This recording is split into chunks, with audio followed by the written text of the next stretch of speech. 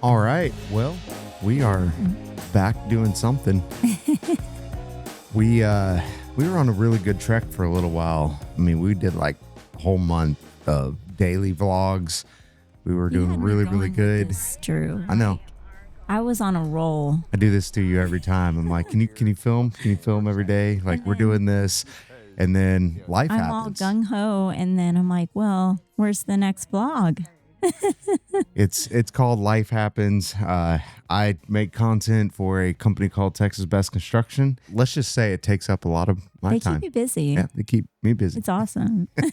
It's good. I love what I do with them. So there's absolutely no complaints there. But all these jokes about one take wonder, and this guy's made us have to retake I don't know how many times. I'm waiting for the camera here. Tell us what's happening. Technical difficulties, okay. I get in this like phase where I'm ready to get going on vlogs. Like, okay, we're gonna document everything we're doing as a family. Yeah. And then we get overloaded with projects. So such as starting a gym, a JiuJitsu gym, that too, combat sports, including our own projects that we do. So that was a part of that month long, like what we were talking about, like the progress of our gym, things that we were doing with the gym. And all that, it's awesome that it's all documented, and we are still continuing to do that. Yes. So that's what we want to sit down. We're going to do this more as a podcast style, because yesterday we had a tournament with our gym. We had two competitors. One was our son Uriah, and then we had another adult who just started on actually the first day when we first started. Day one. Day one's been with us, which was Memorial Day, end of May. So it was really good. But we want to get into that. That's what the topic is today, and kind of catching you up to speed with what is happening in life, what we're doing. I think maybe the last vlog, I didn't check, but the last vlog was like maybe day 1 or day 2 of school starting. And so you have been in school for a few weeks now. Yes. This is going on to week 6 of school. I cannot believe it. It's crazy how time flies. When you're busy and you're in the day to day, the time just disappears. It's crazy. You just go from day to day, and it all bleeds into the next is what it feels like right now. Yeah. So the boys are still homeschooled. So they're focusing on their schoolwork. They've gotten started as well. They got started a couple weeks later after you went back to school, but that's just kind of typical. They can do what they want to do as far as flexibility. Right. It's homeschool. So, we can start when we need to. And I needed a little bit of time to get into my school year and get Kalaya acclimated. First day in the classroom. Whoa. That's so cool. So cool. Yeah, I like the little lights. Yeah. You kept the desk there, but you didn't those thingies. It was a hard time to go back. I don't know what made it so difficult. It was like I was just wrapped up in what we were doing with the gym and the excitement and like getting that rolling. And so this was the first year I wasn't like super excited to go back to school, but once I'm there, then it's like, okay, it starts hitting me, and then I'm getting excited and I'm doing more things, to get ready for school and getting the classroom set up. And so I feel like this year in the music room, like it's hopping, like it's moving and grooving. So it's got its thing. You did a lot of prep work into it. I'm sure there was some excitement, but it is, like you said, it's like when you're wrapped up in, what we're doing with new projects like the gym, like there's so much going on, and you do a lot on the business side of it where I do. You're getting all the signups going, making an easy process, processing payments, trying to make that as easy as possible. And that's my thing. Like I want organization. Like I thrive on organization. And if things are not, there's not a process for something, I'm just like, this is not working. So I try to streamline everything and make everything as simple and straightforward as possible to give our students like a very easy, seamless experience. Yeah. So That's her strength, not my strength. That's why we're a team in this together. I'm the coach, and she's the lady you go see to make payments, ask questions. You better be checking in every class. Yeah, she's the check-in troll. Yeah.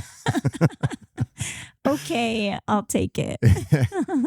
She makes sure she has attendance for everybody, and it's really attendance for us is really just like, hey, we want to make sure that we keep track of who is there and how long they've been there, how many times, maybe just for the reasons, I don't know. It's important to note that, okay, so-and-so hasn't been here in a while. We need to reach out to them or follow up. Man, they've been here every single class and just like motivated by their, their drive and also acknowledging that.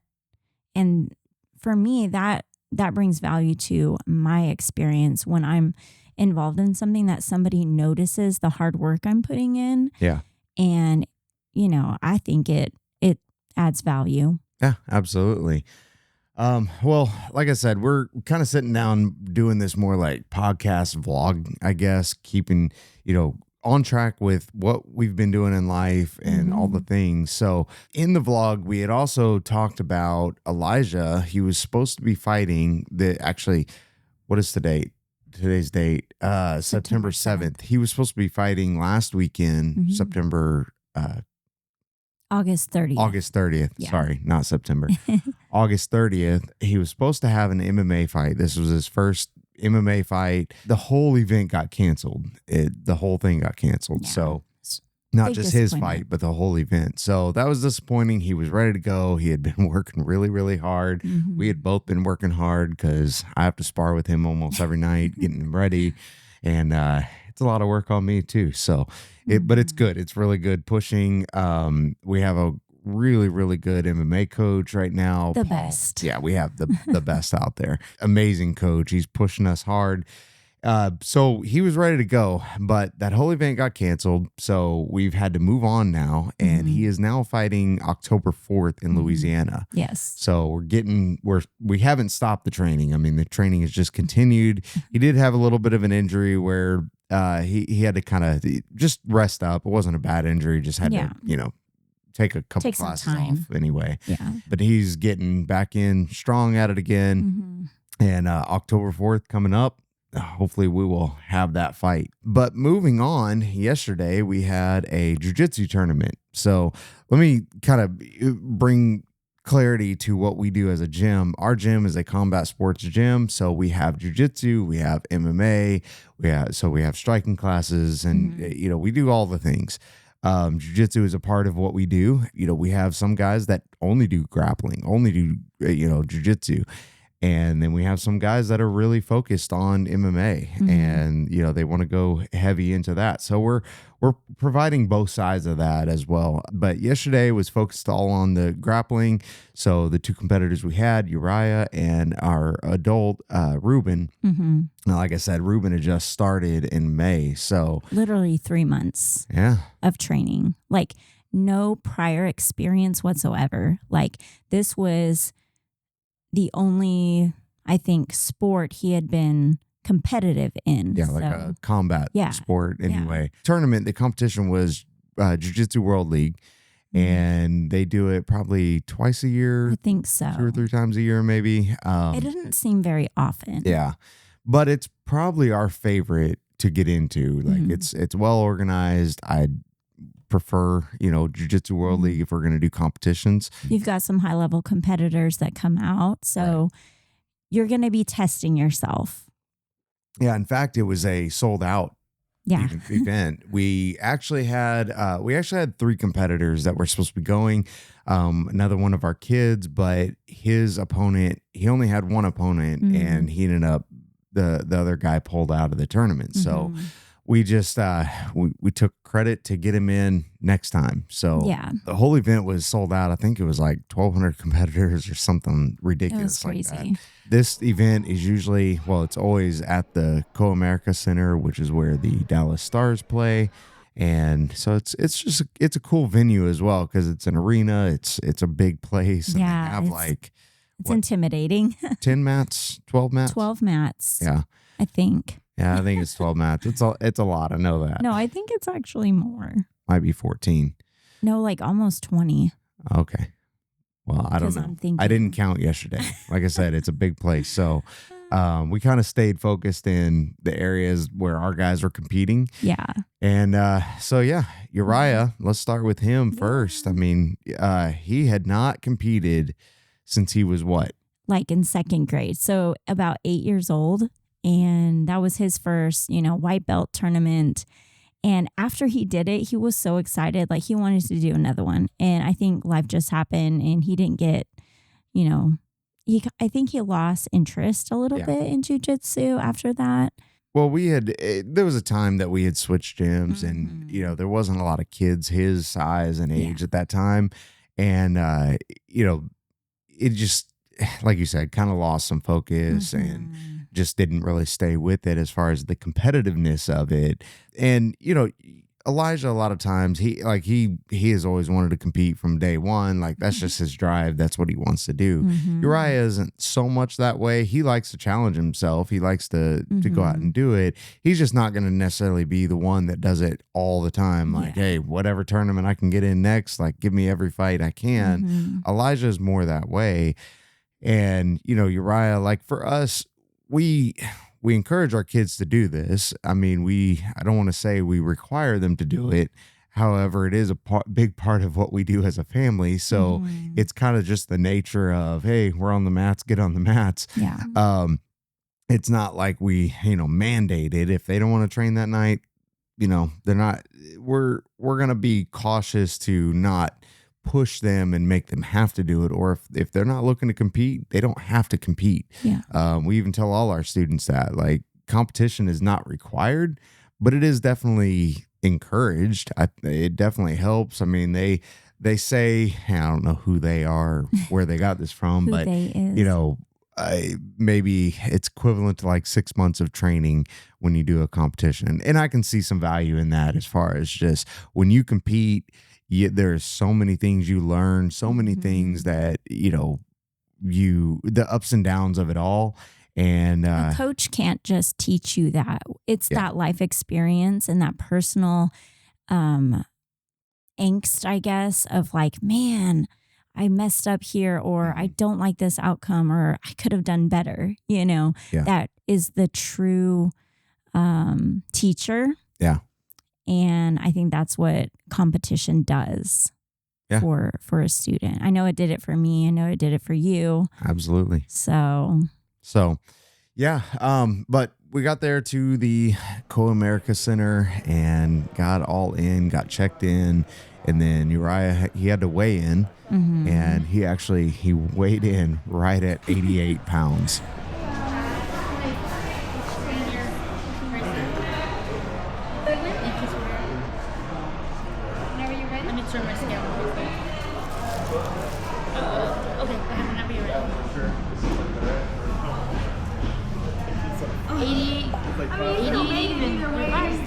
Right on.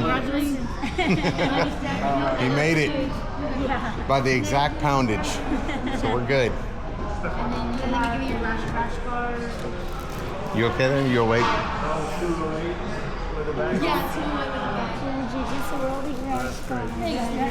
Thank you. Okay, we just got Uriah all weighed in. We were kind of a little bit concerned actually because our scale at home, it was kind of off. He had to be 88 pounds, which he weighed in at 88 pounds. But the other day he was showing like 90 pounds. So we weren't sure if, but I think the battery was low in the scale. So maybe it was not completely on, but hey, we're in, we're all checked in, registered, and ready to go. So he competes at 1 o'clock. 3 o'clock, sorry. Wait, we'd be really late if it was 1 o'clock. He competes at 3 o'clock, and we're excited. So they give like 1 pound over. But he hit it right at 88 pounds. So that was good. He could have gone 89, but we want to stick right in that range. Yeah. So it was good. He was, that's the first battle half the time is making weight. So, did that and, got him ready to go. Yeah. We didn't have a whole lot of time. after that, I don't feel like it wasn't like rushed getting there, but it also was like we felt chilled like the whole day, really. Yeah. Able to just like sit down and like just take in all of what Jiu-Jitsu World League is. We're up here. We're just waiting on time. He's going to go to the bullpen in probably about 30 minutes. So we're here early enough just to kind of relax a minute and chill. How are you feeling right now? Good. Yeah? Yeah, I'm feeling ready. confident, ready? Awesome. I'm proud of him. Like I said earlier, I had said earlier that this is his first time competing in quite a long time. Like how old was he? He was like 8. 8. Yeah, so it's been like 4 years. It's been a while. 5 years. So getting back out there and doing it. So pretty crazy. Looks awesome from right here, but we'll be down there in a minute. It's pretty impressive. It can be intimidating.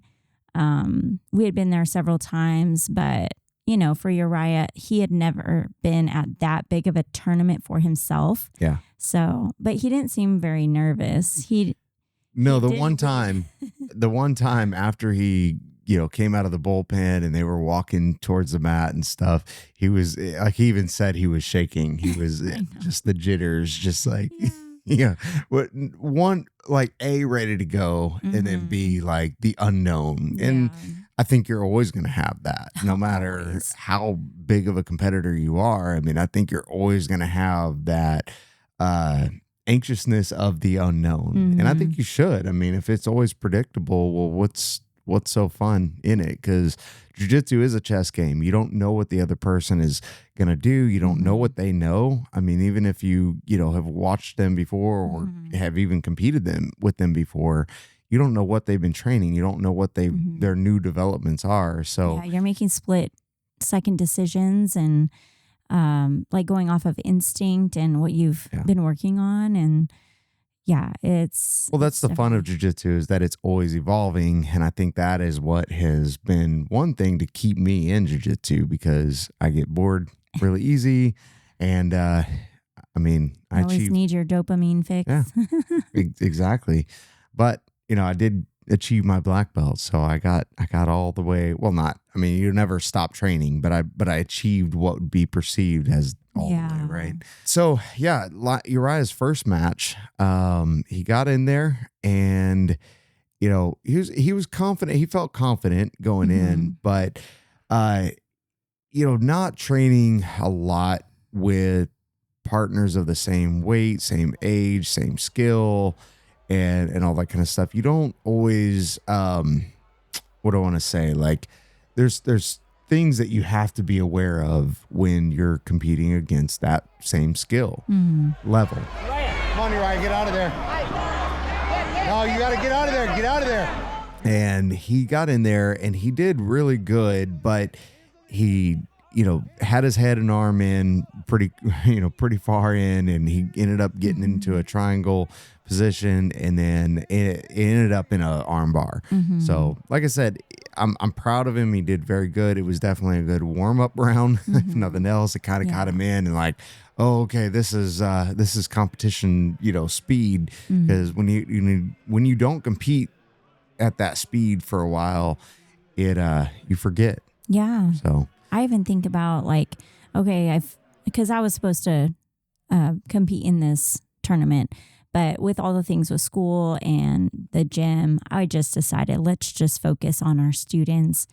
But that really is true. Like if you don't compete a lot, you kind of forget that speed at first, and it kind of takes you a little bit by surprise. But for Uriah, I mean, this has been 5 years. He's it's so new to him. Yeah. Then he, got ready for the second match, and he went out there pretty confident again. I was proud. Okay, we got this.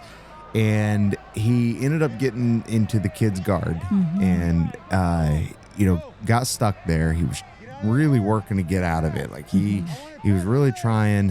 He's listening to everything we were saying. And let me back up. He actually asked that Elijah was sitting in the coach's chair. So he sprung that on him like right before we got out of the car, out of the Jeep. And I thought that was awesome, though, that he wanted his bigger brother to be the one to, coach him. We were all there. Like, all three of us were, in there as his coach. But, Elijah was in the chair and making a lot of the calls. So that was good. That he wanted to. He trains with Elijah a lot. So, and of course, there's always brother, rivalry and, giving each other some attitude. Yeah, they give each other problems. But when it comes down to it, there's also a trust factor when, you have two brothers together that do everything together. So he definitely, thought that was cool. But he got in the kid's guard and he got stuck there. And I did not necessarily like this call or agree with this call. Now, Jiu-Jitsu World League, they do a good job on trying to keep the kids safe. However, it comes down to what the ref sees as a danger or not, because I've seen kids slammed. Elijah got slammed, hurt his rib really bad. And the call was not in our favor. It was not in our favor. Right. It was left, undone. I've seen some kids' arms stretched out past the point of what I would consider, safe, and it was allowed to continue. Yeah, but not putting any organization down or anything, because like I said, it really comes down to what the ref considers safe or unsafe.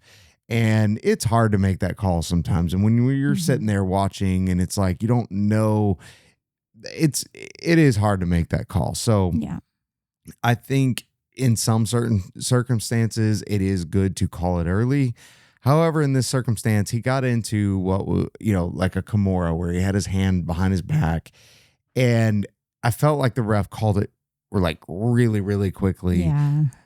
However, it's just one of those things. It's the ref's decision, so we just have to let it go. Yeah. I did have, a conversation with the ref, but at the same time, at the end of the day, it's really about his call. It's about his decision. And really, it's a learning experience for us. Like, okay, Uriah, you can't get there. You can't allow it to get to that point to where now the ref has that call to make. So that's where it comes down to. And like I said, even Uriah had said that. Like, he was like, it's not, he could have done more to get out of it. So that was big of him to say. Yeah, so. Absolutely. Yeah. So like I said, it's not there's no slam on anybody or anything. It's just, it comes down to what the ref sees in the moment, and that's just where it is. Yeah. So unfortunately, he lost both of those matches and didn't place because it was actually a really large bracket. I think he had 10, 12 competitors in there. Yeah, something like that. But he had a lot of competitors, so he didn't place at all. But proud of him, period. Like, I'm just proud of him getting in there and doing the thing. And he said he had fun. Like, he had fun on the way there. And then, the matches were hard, but afterward, having some talks with mom and some encouraging words and a hug from dad, it made the tournament experience for him. And that's what we wanted mostly for him. Yeah, that's really what it's about anyway. Win or lose, it's about the experience, because there is a difference between mat time and mat experience. You can train for 10 years or whatever, but somebody might be a better competitor when they have had more competition experience, or they've been in harder rounds or whatever, and they've experienced other things that maybe somebody that spends a lot of time on the mat hasn't gotten to experience. So, it's just, that's kind of where it comes down to. I think some of these kids, maybe they had a little bit more experience and in understanding, like we said, the speed, the intensity right away. So right away. Yeah. So anyway, we got done with his competition, and we kind of chilled for a while, and like you said, Elijah really chilled. Yeah, Elijah chilled. We had left for a little bit and came back, and he was sleeping. So I had to be dad and take pictures of him and mess with him. I was trying to untie his shoes and tie him to the chairs, but he did wake up. Yeah. So I wasn't very good at that. But he was always our child that could fall asleep anywhere. You're right. You're right. He always fell asleep. Wherever we were, he would just fall asleep. So yeah, no issues there. No. Then we moved on to Ruben, our other competitor. So like I said earlier, Ruben is pretty fresh in jiu-jitsu, but man, he's gained some skill. I've actually given him 2 stripes on his white belt. Yeah. So, you know, in that short amount of time, and that doesn't happen often. I don't see a lot of people, you know, jump to that place very quickly in 3 months like that. So, he got out there, he, you know, showed up a little bit later, and we met him, at the weighing area. He got weighed in. He was also concerned about his weight too, but he was like literally 10 pounds under. So he had no concern about his weight at all. I don't think he had really checked it, but he considered that he had eaten a little bit more lately. So he was afraid he was going to go over. His max was at 141 and he weighed in at like 131. So he was good. Yeah. But you know, there's one part I like to film you guys or everybody, and it's down the hallway, and it's the hallway where I assume, you know, the hockey players walk down to get into the rink and stuff. So it's kind of a cool area, but it is the moment before you go out into the arena where it's like, okay, what are you feeling? Yeah. All the thoughts are raw. So, all right, Ruben, how are we feeling? I'm excited. I'm nervous. I think that's it. But it's going to be awesome. Let's go.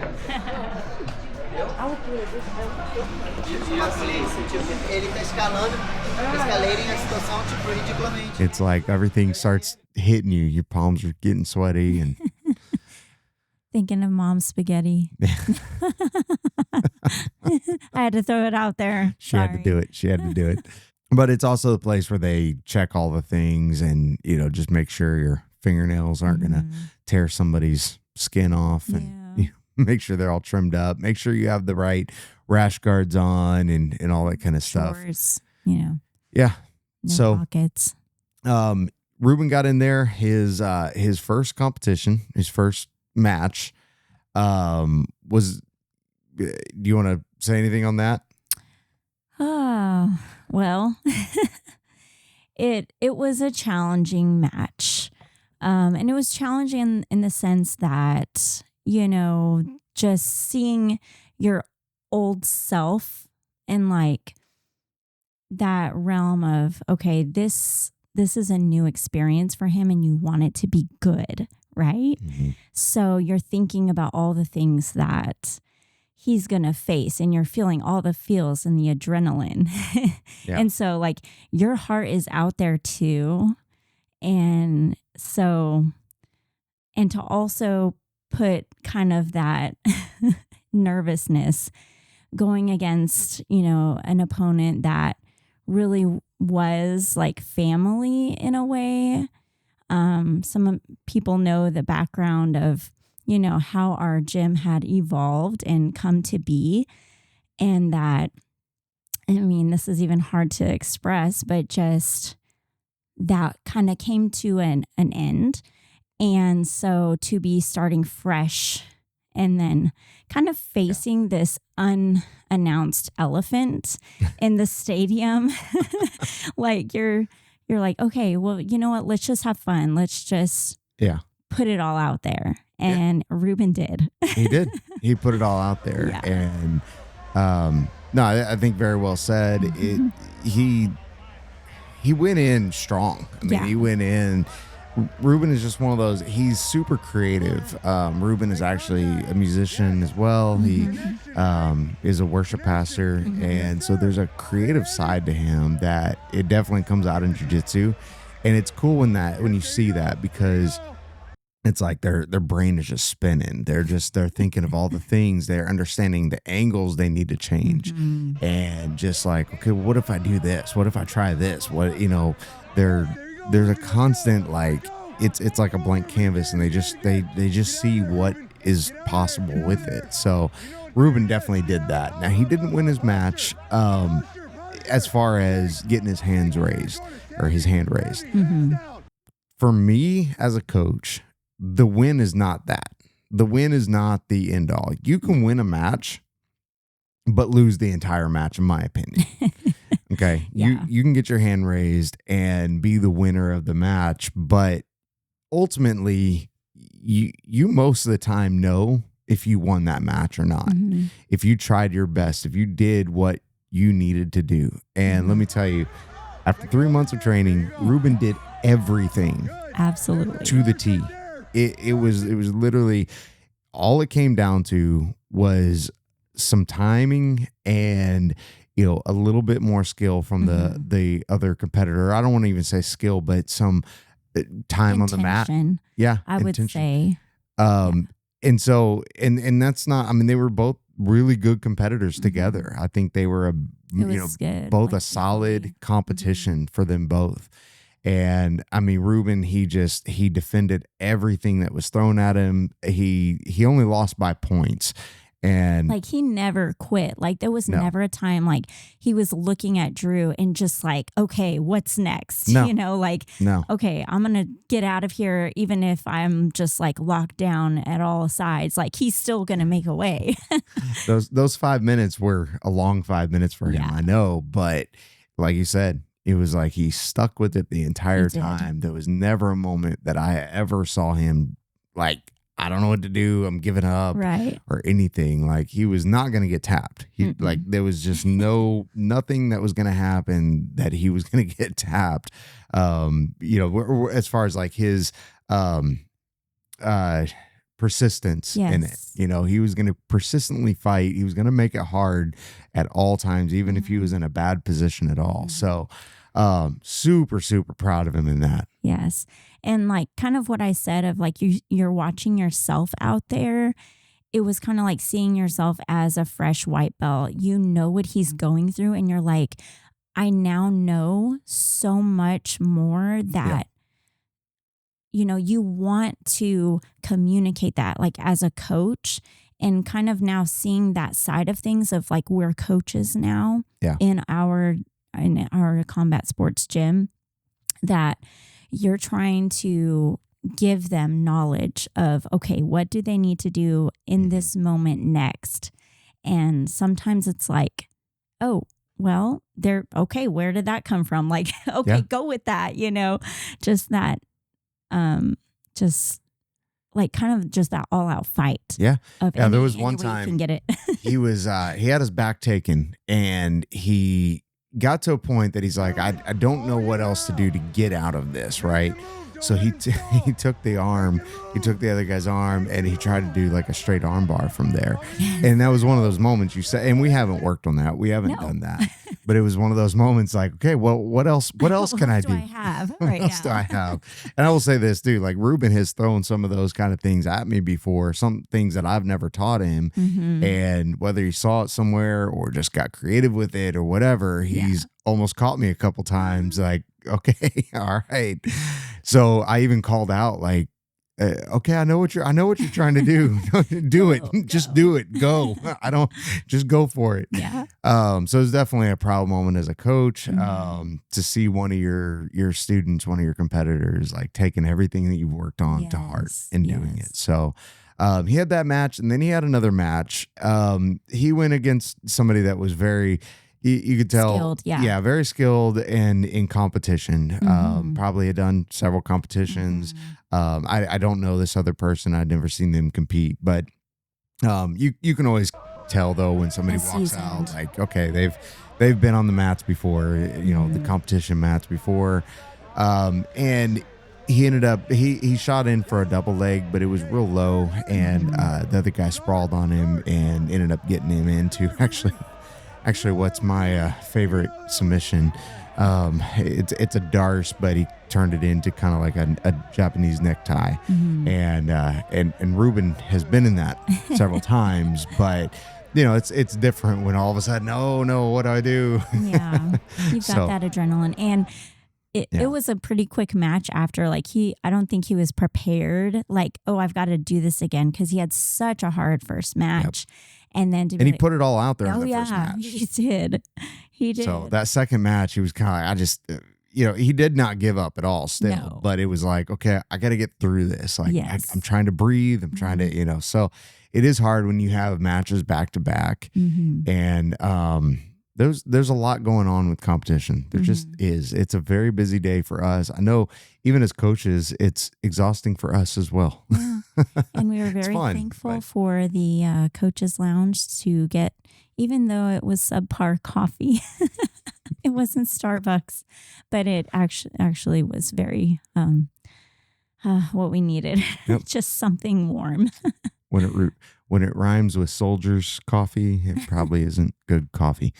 Just saying. Just saying. But hey, it was there, kept us awake all day. So yes. Yeah, that's where we were in competition. It was a great day, great experience. It was awesome to go out there as Wolves Edge Combat Sports, our own personal school. We have helped run schools for the past 6 years for other people. Yeah.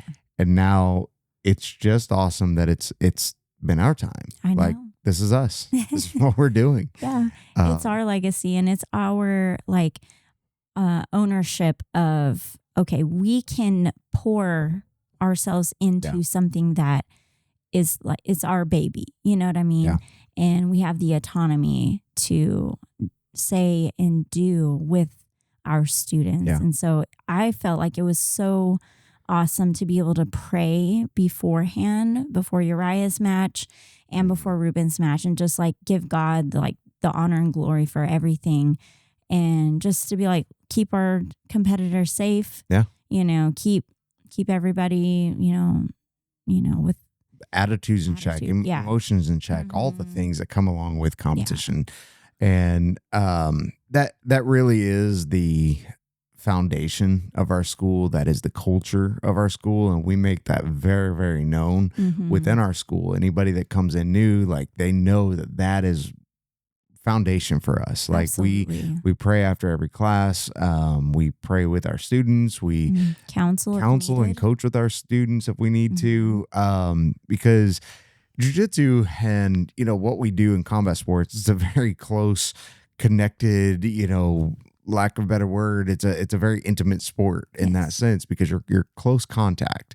So and you train together all the time, so you get to know each other on the mats, but it also allows the opportunity a lot of times for people to open up about their personal lives or struggles that they're going through or whatever, because a lot of times people reach out to these kind of sports to find an outlet. Yeah. Like, a lot of times they're going through something in life that they're like, I need a hobby, or I need something that I can put it all out there. Yeah. And so that happens a lot of times. And I want to be more than just a mat space for people to put it all out there. I also want to be a coach on and off the mats. It can be coached on the mats, but it's also like, let's get into your life. Let's get in. Yes. The matter. Yeah. The heart of what's going on in your life, or whatever. Things that, and that's the good and the bad. Like, we want to celebrate in the wins, and we want to be there for, losses as well, or, not even just competition, but life things as well. Because life is a competition half the time. Yeah. But that's what we're about. And we're actually starting this next weekend. And this is September 7th. So September 13th, we're going to be starting a small group out of our church. So it's, a connection with our church. For the past 2 weeks, we have been basically setting up display for all the small groups. Did this to where they were kind of marketing their own small groups and everything. Like, gathering more people, seeing the interest. And so, we've been at all 3 services of our church, kind of like canvassing, I guess, if you will, and people can come up and share their interest. And so we were able to share our heart for our small group and our vision for it. We've had a huge amount of response on it. So it's awesome. Kind of nervous about Saturday. It's good. Not nervous, but it's going to be very good. I'm nervous if we have enough space. That's what I'm nervous about, because I think we have so many people that, are interested that we don't even really fully know who's all going to be showing up that day. And I think that's where the nervousness comes in, because we are very prepared minded. Yeah, we want to be prepared on and we want to make sure that everybody feels comfortable, and we want to, put together like some food or like something to like kind of celebrate that time and like bring camaraderie right away. Yeah. And just make it a family feel. And I don't know how much food to prepare. We'll see. We're gonna get into it. It's gonna be fun. Yeah. Is there anything else you want to share? Is there anything else going on in our life that? No, it's awesome. It's awesome to see God's blessing upon our faithfulness. And I think that's where it comes down to, is like, okay, this was scary to kind of step out and start Wolf's Edge.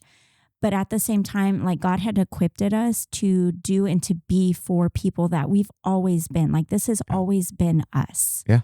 And our heart behind doing this gym, and even like in JiuJitsu, wanting to be a good example in JiuJitsu and to show character and build strength and all of these things. And so to be able to have a platform in a way to kind of bring forth, Jesus to others and to share our testimony, and, our life is a testimony. Yeah.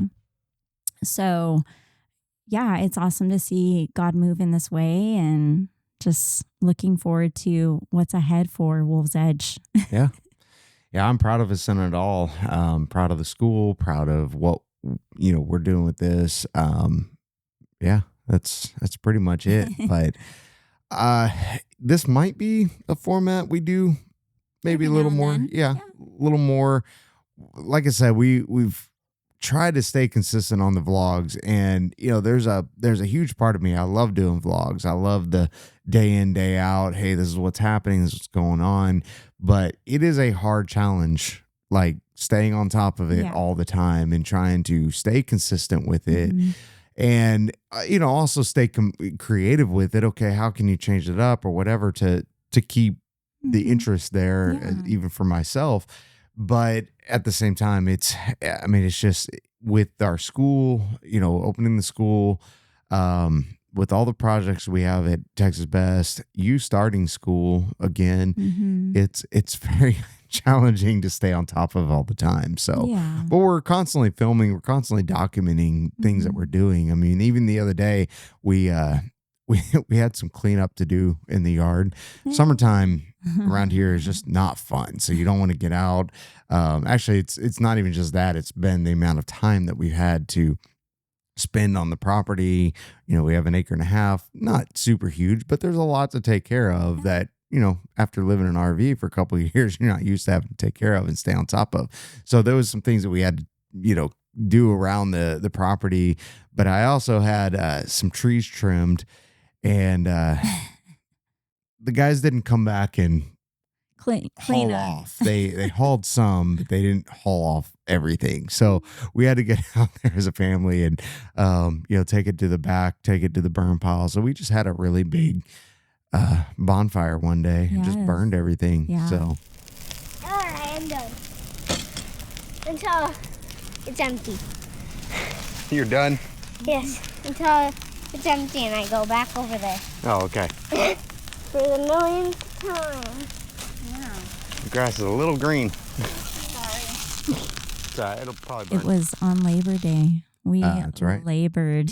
It's kind of why we were able to get it done, because we had a day off to actually get some things done that we needed to get done. So there's a season for everything. And I think like whenever we are gung-ho on like the vlogs or podcasts or whatever it is, like that's in the moment what we're doing. Yeah. And we have the capacity for. And I think that can be ebbed and flowed throughout the year, just when we have time, okay, we're going to do it. We're going to put out a podcast, or we're going to put out a reel, or, we always keep it fresh. You never know what we're going to do next. Keep you guessing.